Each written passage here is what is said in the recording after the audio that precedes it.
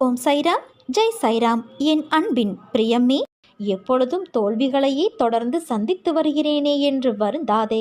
நடப்பவையாவும் நன்மைக்கே என்று நம்பிக்கையோடு உன் லட்சியத்தை நோக்கி முன்னேறி செல். தொடர் முயற்சி உன் வாழ்வில் நீ நினைத்ததை நிச்சயம் நிறைவேற்றும். நீ உன்னுடைய கடமையை செய். எதிர்பார்ப்புகளை குறைத்துக்கொள். உனக்கு தேவையானது நிச்சயம் உன்னை வந்து சேரும். இக்கணமே உனது கர்ம பலன்கள் விலகி உன் கஷ்டங்கள் அனைத்தும் உன்னை விட்டு ஓடி ஒளியும். நல்ல நேரம் ஆரம்பிக்கும். வாழ்க்கையில் உன்னை உயர்ந்த நிலைக்கு நான் கொண்டு போகப் போகிறேன் குழந்தையே. நீ என்னை உன்னுடைய ஆகச்சிறந்த உறவாக ஏற்றுக்கொண்டாய்.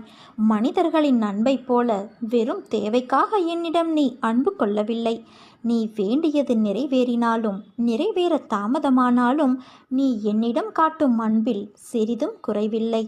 அப்படிப்பட்ட உன்னுடைய வாழ்வில் எல்லாம் நிறைவானதாக மாறும் காலம் இது ஏற்கனவே ஆரம்பமாகிவிட்டது. நீ எதை எதை இழந்திருந்தாலும் அதை இந்த காலத்தில் திரும்ப பெறுவாய். உன் மனம் கொஞ்சம் குழப்பத்தோடு தான் இருக்கும். ஆனால் அதை தாண்டி உன் செயல்கள் என் வழி நடத்துதலால் தெளிவாக இருக்கும். உனக்கு நன்மையே நடக்கும். ஆபத்து காலத்தில் நான் உன்னோடு இருந்து உனக்கு நிச்சயம் உதவி செய்வேன். என்னை தேடி வா என் குழந்தையே. எல்லோருக்குமே வாழ்க்கையில் அனுபவிக்க வேண்டியது என்று சில காலம் இருக்கும். அந்த காலத்தில் அதை பொறுமையாக அனுபவித்துதான் ஆக வேண்டும். அதற்காக நீ பதற்றப்படாதே, பயப்படாதே, புலம்பாதே. அனைத்தையும் நான் பார்த்து கொண்டுதான் இருக்கிறேன். விரைவில் நீ வாழ்க்கையின் உச்சத்தை தொடுவாய். குழந்தையே, எல்லா ஆபத்திலிருந்தும் துயரங்களிலிருந்தும் நீ முழுமையாக காப்பாற்றப்படுவாய். இது என் பிள்ளைக்கு நான் கொடுக்கும் வாக்குறுதி. நீ தனியாக நடப்பதாக நினைக்கிறாயா? நான் உன்னோடு தான் நடந்து வருகிறேன். எப்பொழுதும் உன்னோடு தான் இருப்பேன். உன் வழிகளை மௌனமாக குணப்படுத்தி உன்னை பாதுகாப்பதுதான் என் கடமை. அதனால் கலங்காதே, கவலை வேண்டாம் என் தங்கமே. நான் எந்த தீங்கையும் உனக்கு நேர விடமாட்டேன். நம்பிக்கையோடு பொன்னான வாழ்க்கை ஆரம்பமாக போகும் அந்த நல்ல நாளுக்காக காத்திரு. உன்னுடைய எல்லா சுமைகளையும் என் மீது சுமத்திய பிறகு மீண்டும் ஏன் அதையே நினைத்து வருத்தம் கொள்கிறாய்? உனக்கு துணையாக நான் என்றும் எங்கும் இருப்பேன். நீ போகும் வாழ்க்கை பாதையில் மிருகங்களை விட மோசமான மனிதர்களை சந்திக்க நேரிடும். ஆனால் அவர்களைக் கண்டு அஞ்சாதே. நான் அவர்களை பார்த்து கொள்கிறேன். உன் இலக்கை நோக்கி நீ போய்கொண்டே இரு. உனக்கு நான் துணை நிற்கிறேன். உன் மீது வீண் பழி விழுந்தாலும் கவலைப்படாதே குழந்தையே. அவர்கள் அனைவரும் உன்னை வீழ்த்த வேண்டும் என்றே நினைக்கிறார்கள். அவர்கள் முன் உன்னை வெற்றி பெற வைத்து கம்பீரமாக நிற்க வைக்கவே நான் போராடி கொண்டு இருக்கிறேன். அதனால் நம்பிக்கை இழந்து கலங்காதே. என்னால் இதை செய்ய முடியாது என்று எந்த ஒரு காரியத்திலும் நீ நம்பிக்கை இழக்காதே குழந்தையே. உன்னை வழிநடத்த நான் இருக்கும்போது வீணான கவலை எதற்கு உனக்கு? நிச்சயம் உனக்கு வெற்றி கிடைக்கும். என் பிள்ளையே, யாருக்காகவும் காத்திருந்து காலத்தை வீணாக்காதே. ஏனென்றால் காலம் உனக்காக காத்திருப்பது கிடையாது. உன் கடமைகளை நீ செவ்வனே செய்து முன்னேறும் வழியை தேடு. காலம் பொன் போன்றது. இழந்துவிட்டால் மீண்டும் பெற முடியாது. உனக்காக சில நாட்களாக நான் நடத்திய நிகழ்வுகளில் நிச்சயமாக நீ மகிழ்ந்திருப்பாய். எந்த கர்ம வினையும் நீ வாக்காலும் மனதாலும் செய்யாத வரை நீ பெரிதான துன்பங்களை சந்திக்கப் போவது இல்லை. வாக்கு மனதை கட்டுப்படுத்து. மந்திரங்களை மனதுக்குள் அவ்வப்போது உச்சரித்து கொண்டு இரு. கடமையை செய். நீ பெற வேண்டிய அனைத்தையும் நிச்சயம் பெறுவாய். அதற்கு நீ வணங்கும் தெய்வமான நான் பொறுப்பு. உன்னுடைய ஆரோக்கிய குறைபாடுகள் எல்லாம் சரியாக போகிறது. இனி ஆரோக்கியம் மேம்பட போகிறது. உறவுகளோடு நீ இணைந்திருப்பாய் குழந்தையே. ஆனால் பேச்சில் மட்டும் கொஞ்சம் கவனமாக இரு. விளையாட்டாக கூட யாரின் மனமும் புண்படும்படி பேசிவிடாதே. உன்னுடைய பயணத்தில் துணையாக நான் இருப்பேன். உனக்கான மாற்றத்திற்கான நாள் ஆரம்பமானது. இனி வாழ்க்கை வேறு கோணத்தில் பயணிக்கும். நன்மைகள் நிறைய நடக்கும். அதற்கு நீயும் கொஞ்சம் பொறுமையாக நேர்மறை எண்ணத்தோடு ஒத்துழைக்க வேண்டும். உன் வாழ்வில் உனக்கானதை எல்லாம் நானே தீர்மானித்து எது நன்மையோ நிகழ்காலத்திற்கும் எதிர்காலத்திற்கும் என பார்த்து பார்த்து செய்து கொண்டு இருக்கிறேன். எல்லாம் தயாராகி கொண்டு வருகிறது உன்னை அலங்கரிக்க. நிச்சயம் நீ மகுடம் சூடுவாய் குழந்தையே. என் பிள்ளையை என் கையால் ஆசிர்வதித்து நான் உயர்த்துவேன். பொறுக்க முடியாத அவதியும் அதையொட்டி உன் மனதில் எழுகின்ற கோணல் சிந்தனைகளும் உயிரை மாய்த்து கொள்ள நினைக்கும் உன் எண்ணமும் என்னை மன வருத்தமடைய செய்கின்றது. உன் துக்க குப்பைகளை மூட்டை கட்டி தூர போட்டுவிட்டு என் பாதங்களை பற்றிக்கொள். நான் அனைவருக்கும் கருணைமயமான அன்னை என்பதையும் ஒரே ஒரு முறை கூவி அழைத்தாலும் ஓடி வந்து அணைத்து உச்சி முகரும் தாய் என்பதையும் மறந்துவிடாதே. உனக்கு என்ன தேவை என்பதை நான் முற்றிலும் நினைவில் வைத்திருக்கிறேன். உன்னை துன்பச் சேற்றில் மூழ்கிவிட ஒரு காலும் நான் சம்மதிக்க மாட்டேன். உன் துக்கம் நிச்சயமாக மகிழ்ச்சியாக மாறும். உன் வாழ்க்கை சீர்படும் காலம் விரைவில் வரும். இதற்கு முன்னால் நீ கடந்து வந்த கடினமான பாதைகளை சற்று நினைத்துப்பார். அதிலெல்லாம் உன்னை தூக்கி சுமந்து காப்பாற்றி வந்தேன். இனியும் அப்படியே உன்னை நான் காப்பாற்றுவேன். உனக்கு சோதனையாக தெரிகின்ற இந்த காலத்தை மனதில் வைத்து கொள்ளாதே. என் அற்புதங்கள் இனி உன் வாழ்வில் நிகழ்வதற்காக ஏற்பட்டுள்ள ஒரு வழிதான் இந்த சோதனைகள். வாழ்க்கையில் சலிப்பும் வெறுப்பும் கொள்ளாதே குழந்தையே. மனம் புண்ணாகி போனதே என வருந்தாதே. இதோ என் மென்மையான கரங்களால் உன்னை வருடிக்கொண்டு உன் பக்கத்தில்தான் நான் உனக்காக இருக்கிறேன். மிக விரைவில் உன்னை பொன்னாக்கும் நாள் வந்து கொண்டு இருக்கிறது. முதல் நிமிடம் மட்டும் நீ நிதானமாக யோசித்தால் ஒவ்வொரு நிமிடமும் இந்த உலகத்தை உன்னால் ஜெயிக்க முடியும் குழந்தையே. உன் பாதையில் இனி எல்லாம் வெற்றியே. உன்னை சுற்றி உள்ளவர்கள் கூறும் தேவையான கருத்துக்களை மட்டும் காதில் வாங்கிக் கொள்ள வேண்டும். கடினமான இரும்பில் உள்ள சிறு துருவை கவனிக்காமல் விட்டுவிட்டால் அது அந்த இரும்பையே அரித்து தின்றுவிடும். அதே போல ஒருவனிடம் தோன்றும் தீய எண்ணங்களை தடுக்காமல் வளர்த்து கொண்டால் அது அவனுடைய அழிவை நோக்கி நாளுக்கு நாள் அவனை நடத்தி செல்லும். அதனால்தான் நான் அடிக்கடி கூறுகிறேன், முடிந்தவரை நல்லதே நினை, எல்லோருக்கும் நல்லதே செய்யென்று. சச்சரிதம் பாபா இவ்வுலகத்தில் வாழ்ந்திருந்த பொழுதே அவரால் ஆசீர்வாதம் செய்யப்பட்டு திரு ஹேமத் பந்த் அவர்களால் எழுதப்பட்டது. இந்நூலை குளித்த பின் ஆச்சாரம், அன்பு, நம்பிக்கையுடன் எவரெவர் ஒரு வாரத்தில் படித்து முடிக்கிறார்களோ அவர்களுடைய கேடுகள் அளிக்கப்படும் என கூறப்படுகிறது.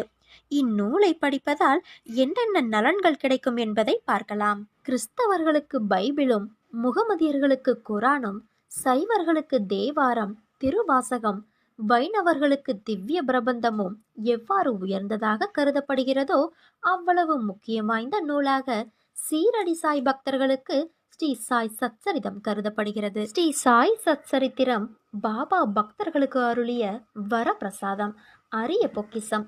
இதிலுள்ள பாபாவின் அற்புதமான வாக்குறுதிகளையும் உறுதிமொழிகளையும் பக்தர்கள் கருத்தூன்றி பயின்று பலனடைய வேண்டும். சாய் சச்சரிதத்தை எழுதிய திரு ஹேமத் பந்த் 1910 ஒரு நாள் காலை நேரத்தில் மசூதிக்கு சாய்பாபாவை தரிசிப்பதற்காக சென்றிருந்தார். பின்வரும் நிகழ்ச்சியை கண்ட அவர் ஆச்சரியத்தால் தாக்கப்பட்டார். தமது முகம், வாய் இவற்றை கழுவிய பின்பு சாய்பாபா கோதுமை மாவு அரைக்க தயார்படுவதில் முனைந்தார். ஒரு சாக்கை தரையில் விரித்து அதன் மேல் திருகையை வைத்தார்.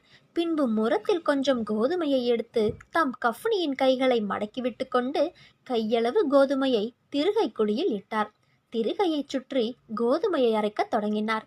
பிச்சை எடுத்து வாழ்ந்து எவ்வித உடைமையும் சேமிப்பு மற்ற இவர் கோதுமை மாவு அரைக்க வேண்டிய அவசியம் என்ன என்றவாறு நினைத்தார் திரு ஹேமத் பந்த். அங்கு வந்த சிலரும் அவ்வாறே எண்ணினார்கள். ஆயினும் ஒருவருக்கும் பாபா என்ன செய்கிறார் என்று கேட்க துணிவு வரவில்லை. பாபா மாவரைக்கும் இச்செய்தி உடனே கிராமத்தில் பரவி ஆண்களும் பெண்களும் பாபாவின் செய்கையை காண பெருந்திரளாக மசூதிக்கு வந்தனர். கூட்டத்தில் இருந்த தைரியமுள்ள 4 பெண்மணிகள் வழிய நுழைந்து பாபாவை ஒரு புறம் ஒதுக்கிவிட்டு திருகையின் கைப்பிடியை பற்றி பாபாவின் லீலைகளை பாடியவாறு மாவரைக்க தொடங்கினர். முதலில் பாபா கடும் கோபமடைந்தார். ஆயினும் அந்த பெண்மணிகளின் அன்பையும் பக்தியையும் கண்டு மிக்க சந்தோஷமடைந்து புன்னகை புரியலானார். அவர்கள் அவ்வாறு அரைத்து கொண்டிருக்கையில் பாபாவுக்கு வீடோ பிள்ளைகளோ அன்றி அவரை கவனிக்க யாருமே இல்லையாதலாலும் அவர் பிச்சை எடுத்து வாழ்ந்தவராதலாலும் அவருக்கு ரொட்டி செய்ய கோதுமை மாவு தேவையிருக்கவில்லை. எனவே இவ்வளவு அதிகமான மாவை என்ன செய்வார்? ஒருவேளை பாபா அன்பாய் இருக்கும் காரணத்தால் இம்மாவை நமக்கு பகிர்ந்து கொடுத்து விடுவார் என்றவாறு எண்ணமிட்டபடி பாடியவாறே அரைத்து முடித்து திருகையை ஓரத்தில் நகர்த்திவிட்டு கோதுமை மாவை 4 பிரிவாக பிரித்து ஆளுக்கு ஒவ்வொரு பகுதியாக எடுத்துக்கொள்ள தொடங்கினார்கள். இதுவரை அமைதியாகவும் அடக்கமாகவும் இருந்த பாபா கோபமடைந்து, பெண்களே, உங்களுக்கு பைத்தியம் பிடித்து விட்டதா? யாருடைய அப்பன் வீட்டு பொருளை இவ்வாறு அபகரிக்க நினைக்கிறீர்கள்? நீங்கள் தடங்களின்றி மாவை எடுத்து செல்வதற்கு நான் முன்னரே உங்களிடம் கடன்பட்டிருக்கிறேனா என்ன? தயவு செய்து இப்போது இதை செய்யுங்கள்.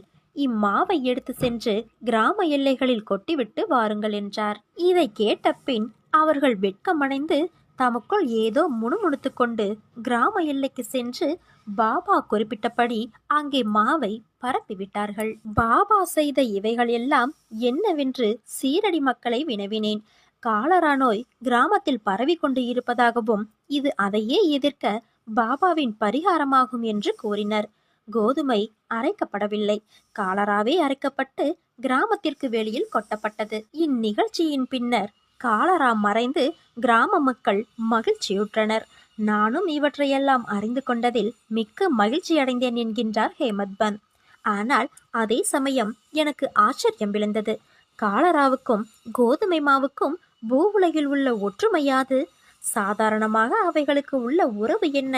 அவை இரண்டையும் எங்கே நாம் இணைக்க முடியும்? சாயப்பா கோதுமை மாவு அரைத்ததின் தத்துவ உட்கருத்து. சீரடி மக்கள் இந்நிகழ்ச்சியை ஒட்டி அமைந்த காரணத்தை தவிர வேறு ஒரு தத்துவ உட்கருத்தும் இருப்பதாக நாம் நினைக்கின்றோம். சாய்பாபா ஏறக்குறைய 60 ஆண்டுகள் சீரடியில் வாழ்ந்தார். இந்நீண்ட காலத்தில் அவர் பெரும்பாலும் தினசரி அரைத்தார். கோதுமையை மாத்திரமன்று, பாவங்கள், உள்ளம், உடல் ஆகியவற்றின் துன்பங்களையும் கணக்கில்லா தன் அடியவர்களின் துயரங்களையும் அரைத்து தீர்த்தார். கர்மம், பக்தி என்ற 2 கற்கள் அவர் திருகையில் இருந்தது.